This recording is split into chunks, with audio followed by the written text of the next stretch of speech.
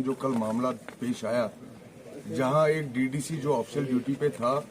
उसके ऊपर लाठियों से, आयरन रॉड से और स्टोन पेल्टिंग की इन्होंने। हमने शिकायतें मौसूल हुई थी सरपंच जो बालामा ए के है कि उन्होंने जो आंगनवाड़ी सेंटर है वो अपने घर में रखा है। ये हमारा महीने में एक बार प्रोग्राम होता है जिसमें सारे ऑफिसर्स हर एक जगह पे विजिट करते हैं। फिर हमने क्या किया, जो हमारे ऑफिसर्स थे, पहले हमने आईसीडीएस सेंटर विजिट किया, उसके बाद हमने जेके बैंक विजिट किया, उसके बाद हमने हॉस्पिटल विजिट किया और उसके बाद जब हम लोग इसके घर तक पहुंचे, जो ही हम पहुंचे उनकी जो औरतें थी पहले वो बाहर आके गाली गलौज करना स्टार्ट किए और उन्होंने ये बोला कि आप अंदर नहीं जा सकते हैं। मैं जब निकलने लगा उसी बीच में मुझे पता नहीं कहां से जो उसका हस्बैंड है जो कि यहाँ पे एक बहुत बड़ा लैंड माफिया है जो यहाँ किसानों की जमीनें ग्रैब कर रहा है और उस पर उन्होंने कार्रवाई करते हुए एक दिन पहले उनको ऑर्डर किया कि इसको बंद करो। मुझे लगता है ये एक तो वो कारण हो सकता है कि जो लैंड माफिया के ऊपर एक्शन हुई वो एक कारण था इस अटैक का। दूसरा एक कारण ये है कि जो सरपंच है उनसे हिसाब अगर लिया जाएगा, अगर उसने आज तक 4 साल 5 साल में 1 करोड़ रुपए पैसा आया होगा, वो 1 करोड़ उसके पर्सनल खाते में गया होगा। और पर्सनल चीजें मैं आपको बताता हूँ, जो उसका डेयरी फार्म है,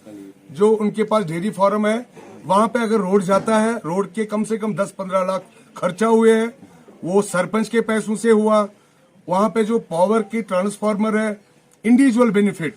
वो भी उसके घर लगे हुए हैं। वहां पे पोल हो, पाइपे हो, वाटर कनेक्शन हो, ड्रेनेज हो या फिर रिटेनिंग वॉल हो,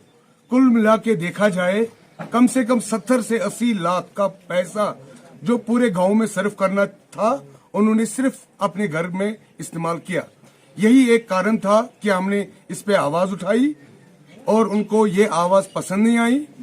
और दूसरा, जो अपनी पार्टी से वाबस्ता लोग हैं वो चाहते नहीं है कि एजाज भाई यहाँ काम करें,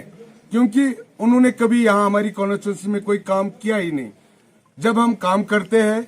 जब हमने काम किया है, तभी हमारे साथ लोग हैं। और लज्जन में जब हमारी कॉन्फ्रेंस थी, अगर आपको याद होगा, जो हमारी कन्वेंशन थी, उस टाइम भी मैंने ऐलान किया था कि हमारे वर्कर्स के ऊपर अटैक किया जा रहा है और हम इसको बर्दाश्त नहीं करेंगे। और मैंने उस टाइम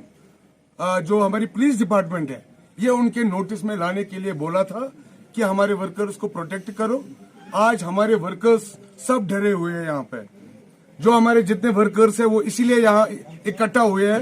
क्योंकि कल से अगर एफआईआर दर्ज हुई है तो पुलिस उस अटैकर को और उसके परिवार को और जो लैंड माफिया है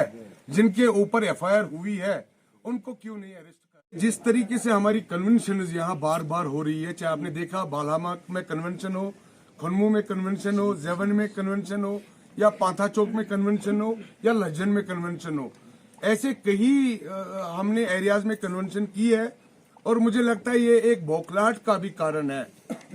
क्योंकि उनको बौखलाहट आई है जिस तरीके से हमारे साथ लोग जुड़ रहे हैं, जिस तरीके से माननीय नरेंद्र मोदी जी के नेतृत्व में और भारतीय जनता पार्टी का ग्राफ जिस तरीके से लालचौक कॉन्स्टिट्यूंसी में बढ़ रहा है,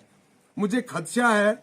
अपनी पार्टी हो या पीडीपी हो या एनसी हो, आतंकवादियों के साथ तो हमें डर है ही है, लेकिन मुझे इन पार्टियों के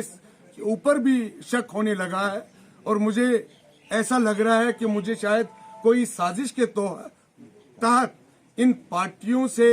मुझे लगता है ये पार्टियां मुझे मराने के लिए कुछ भी किसी भी हद तक जा सकती है, क्योंकि इनका ग्राफ जिस तरीके से कम हुआ है और जिस तरीके से लोग हमारे साथ जुड़े हुए हैं। हमारे बाजू में डंडे से मारा गया। हमारी कमीज आप देखिए, ये मैंने उस टाइम पहनी हुई थी, ये देखिए इसके बटन के हालात फटे हुए हैं, ये देखिए, ये देखिए, ये उनके कारनामे हैं और करतूत है। मैं ये मानता हूं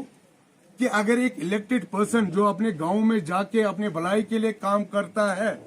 अगर ऐसे शरनासिर लोग